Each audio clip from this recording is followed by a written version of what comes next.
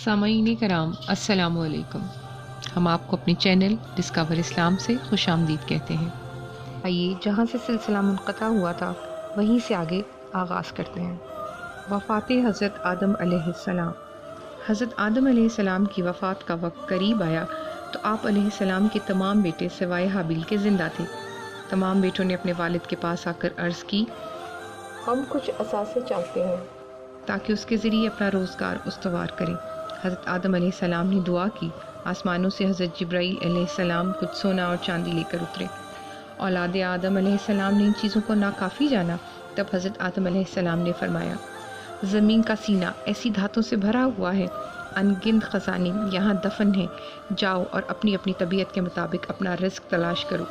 جب آپ علیہ السلام کی طبیعت زیادہ خراب ہوئی تو اپنی اولاد سے فرمایا، قریب ہے کہ دنیا سے میں پردہ کر جاؤں، میرا قائم مقام میرا بیٹا شیش ہوگا، تم سب اس کی فرما برداری کرنا۔ سب نے اقرار کیا کہ وہ سب حضرت شیش علیہ السلام کو اپنا سربراہ تسلیم کریں گے اور ان کی ہدایت پر عمل کریں گے۔ تب حضرت آدم علیہ السلام نے ایک مطمئن اور گہری سانس لی اور لواحقین سے کہا کہ مجھے تنہا چھوڑ دیا جائے۔ اس کے بعد آپ علیہ السلام پروردگار کی یاد میں مشغول ہو گئے۔ اسی حالت میں آپ علیہ السلام کی روح قبض عنصری سے پرواز کر گئی۔ حضرت آدم علیہ السلام کی روح قبض کرنے کے بعد باقی آنے والے فرشتوں نے آپ علیہ السلام کو غسل دیا، جنت سے لائی گئی خوشبو لگائی، پھر جنت سے لایا گیا کفن پہنایا، آپ علیہ السلام کی قبر کھودی اور لحد تیار کی۔ پھر انہوں نے آپ علیہ السلام کی نماز جنازہ ادا کی، پھر اسی قبر میں رکھ کر اوپر سے مٹی ڈال دی۔ پھر فرشتوں نے کہا، جناب آدم علیہ السلام کے بیٹوں، تمہارے لیے یہی طریقہ ہے، یعنی اپنے مردوں کو کفن پہنا کر قبر میں رکھنا اور ان کی نماز جنازہ ادا کرنا۔ اس نماز جنازہ میں آپ علیہ السلام کی شریک حیات حضرت بی بی حوا علیہ السلام اور تمام بیٹیاں بھی شریک تھیں۔ تدفین کے 2 برس تک آل آدم علیہ السلام تربت آدم علیہ السلام پر موجود رہی۔ بعد ازاں سب اپنے اپنے علاقوں کو روانہ ہو گئے۔ حضرت آدم علیہ السلام اور بی بی حوا علیہ السلام کی تدفین کوہ سراندیب پر ہوئی تھی۔ یہی وہ جگہ ہے جہاں حضرت آدم علیہ السلام جنت سے نکالے جانے کے بعد اترے تھے۔ ان کے قدم کا نشان اب بھی اس پہاڑ پر موجود ہے۔ حضرت آدم علیہ السلام کی توبہ بھی اسی مقام پر قبول ہوئی تھی۔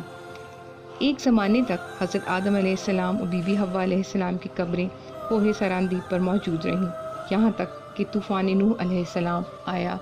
اللہ پاک کے حکم پر حضرت نوح علیہ السلام نے حضرت آدم علیہ السلام اور بی بی حوا علیہ السلام کا جسد خاکی کشتی میں رکھا اور ساتھ لے گئے۔ اللہ پاک کے حکم پر حضرت نوح علیہ السلام نے حضرت آدم علیہ السلام اور بی بی حوا علیہ السلام کا جسد خاکی کشتی میں رکھ لیے تھے۔ بعد ازاں حضرت خضر علیہ السلام نے ان باقیات کو بیت المقدس میں دفن کیا۔